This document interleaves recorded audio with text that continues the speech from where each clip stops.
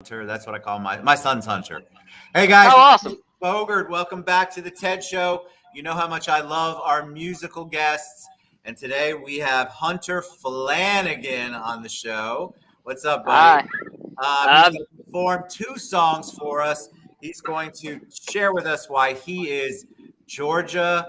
I'm going to let you do it in a minute. Georgia overall country music artist of the century.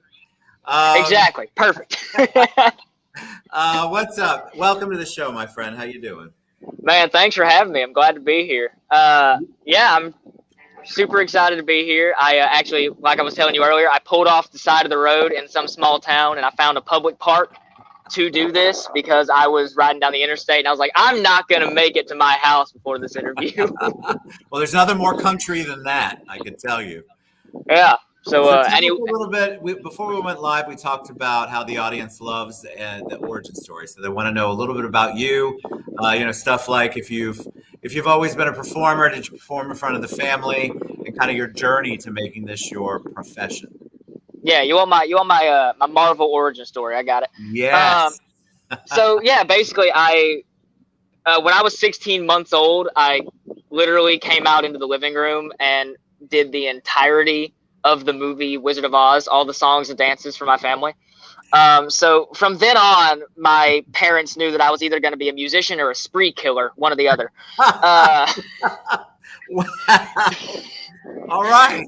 But yeah, so I loved music from then on, and I messed around with it just kind of as a hobby. I played ukulele as a kid. I learned guitar at 14 or 15, but I started doing this professionally when I was about 11 years old because my brother had a brain injury.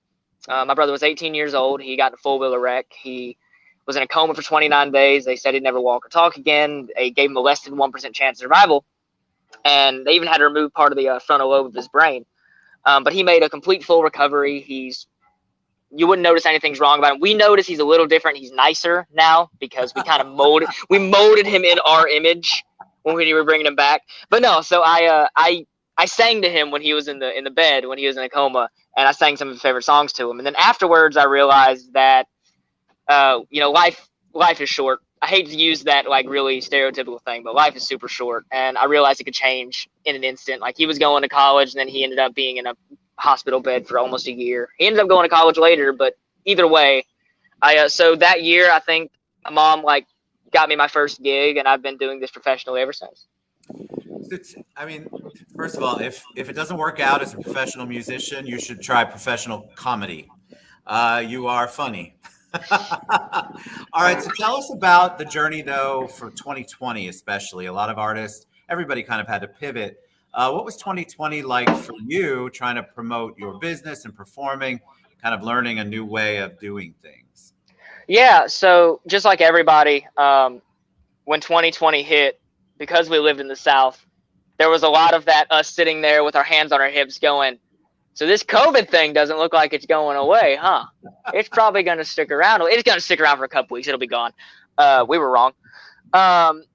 So I did the same thing. I quarantined for 2 weeks. I did the quarantine. I did all that. All my venues shut down. I'll never forget my last venue. I was on the way, and I was like 2 miles from the place, and they called and said, hey, the government just shut us down.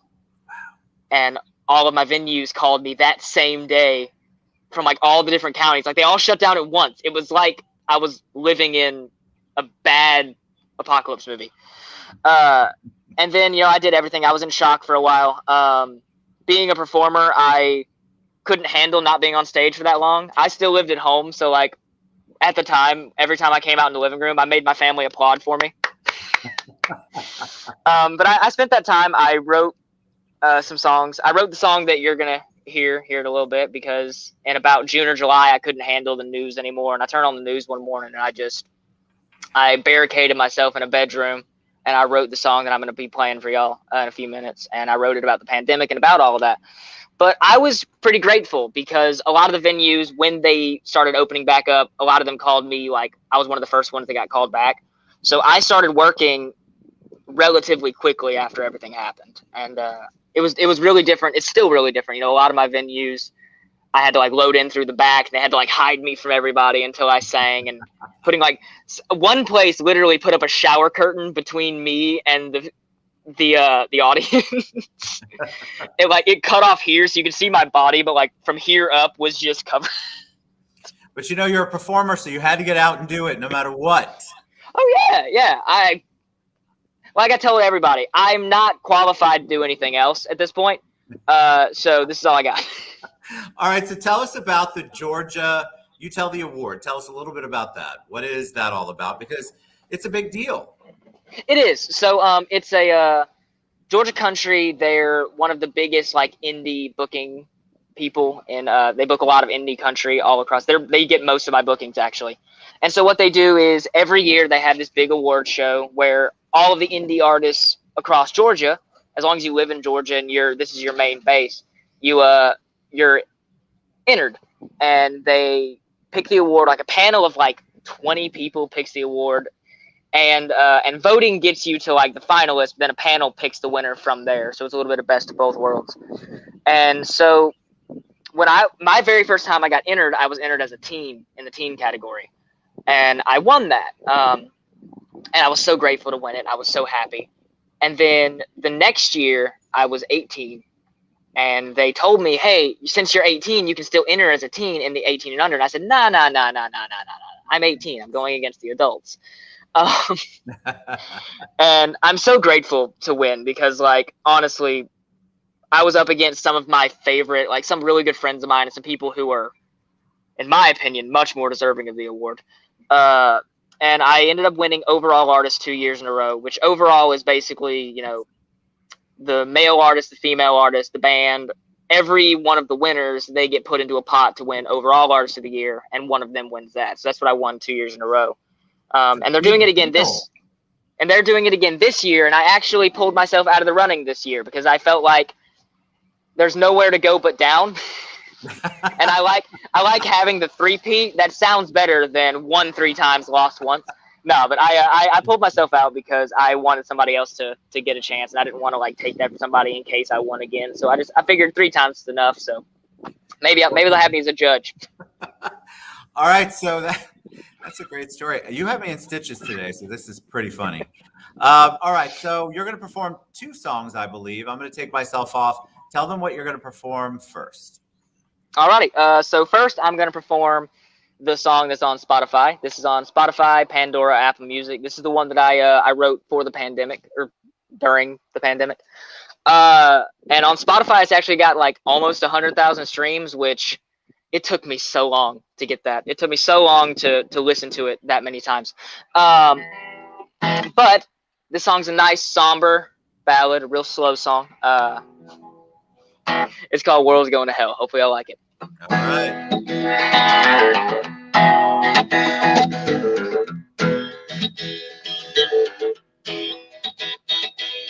I turned on the news this morning,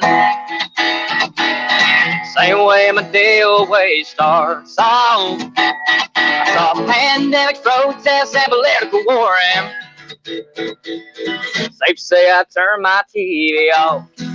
And it's probably too late to change it, so pour me another glass. And I used to be an optimist, well, all that's in the past. And I don't know how you're doing, but me, I'm doing fine. World's going to hell, and so am I. They say the future's in the cards. I say we were dealt a hand. I don't know if I should laugh or cry or fold or hell, just fit it all. I've never been a poker man, and it's probably too late to change it, so pour me another glass. And I used to be an optimist, well, all that's in that. And I don't know how you're doing, but me, I'm doing fine. The world's going to hell, and so am I. This country's more divided than ever. I can't even check the doggone weather without seeing some news story makes me want to cry. My voice is hoarse from the screaming, and hell, nobody's listening. So I'll put on some Creative go get high. Hi, how are you? It's probably too late to sing, it's so boring me does last. And I used to be an optimist, well, all that's in fact. I don't know how you're doing, but me, I'm doing fine. The world's going to hell, and so am I. The world's going to hell, and so am I. Hunter, that was so freaking good. I have a friend with the show before this, and I had him come watch. We loved it. Loved the humor in it. Loved the wording. But you've got a great voice. Dan, my friend, said it's got almost that honky tonk, country honky tonk voice to it. We loved it. Absolutely love the humor in it, though, and I hope your audience knows that it's one thing to perform, it's one thing to write a song, but we can have the humor in there too. That's where you get a catchy song. That was awesome. Oh yeah, I absolutely adore that song. It was my for a while it was my favorite song that I wrote. This next song that I'm gonna do for y'all is gonna be this one. Right now I'm in love with this song just because I just wrote it, so it's kind of like it's my child at the moment. It's completely different. But the funny thing is, you said y'all loved it. The people who don't like it is there's like a playground like right over there, and I watched a gaggle of kids just watch me with fear in their eyes and hatred in their heart, and I don't know how to feel about that. But dude, you need a show, man. All right, Hunter, what's the next song? I'm gonna take myself off again. Here we go. Alrighty, so this next one is completely different. This song takes itself way too seriously. Hi.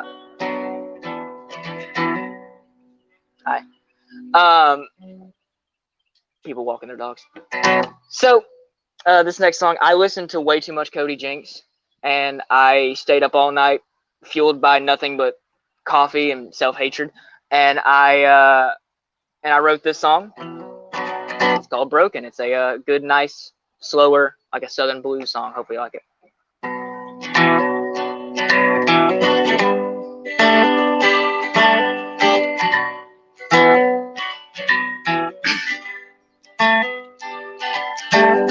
I could have had a normal life. I would have did it my way. I blew a tour and all this strife on a two-lane highway, 'cause I'm broken, I'm a rambling man. I'm taking jobs wherever I can. I'm doing the best I can. Living a life that most can't stand.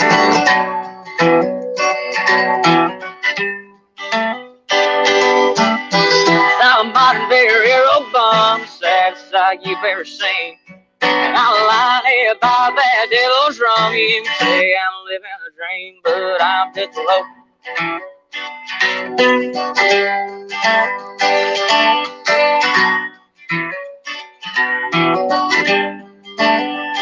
I'm stuck in Tulsa for the night. I'm looking back on my life. I used to work that 9 to 5. Back breaking, heart aching, work that kind of life. I even had a nice house and a little wife. I can't complain. 30 days had to end and it called for rain.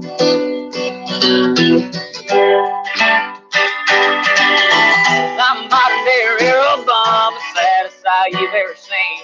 And I'm a lying about that mean old rum. You can say I'm living a dream, but I'm just broken. I'm a rambling man. I'm taking jobs wherever I can. I'm doing the best I can. Living a life that most can't stand. I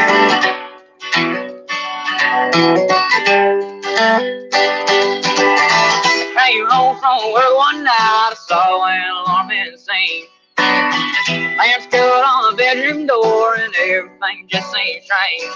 All left when I left, shotgun cases and a ring, but I'm just broken. But don't you pity me, 'cause I'm just broken. I don't need your sympathy, 'cause I'm just broken. Those kids are still staring at me, 'cause I'm just broken. Get those chains on me, 'cause I'm just broken.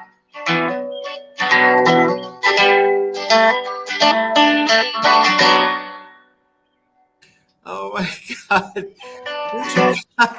I have not had this much fun on a show in a very long time.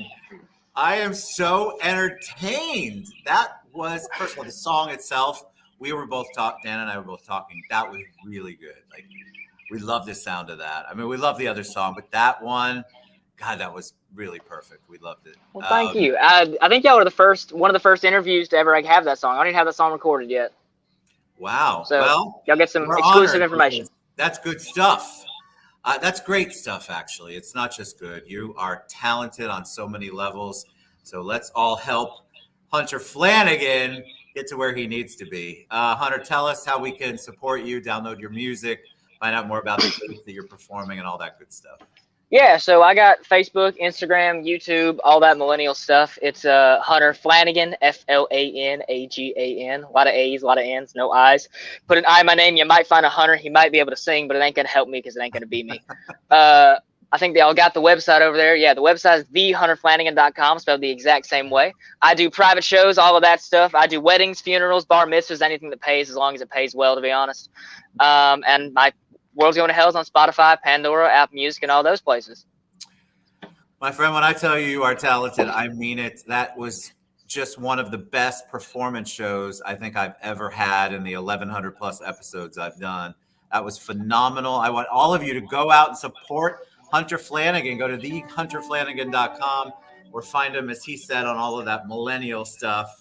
You can find him, no I in Flanagan. Hunter, come back anytime. You were absolutely awesome. Thank you. Well, thank you. Now I'm going to try to head out of here because I think this place is within 300 feet of a middle school, so I might be in trouble. You have a good one, man. Thank you so much. You too. Bye-bye. Have a good one.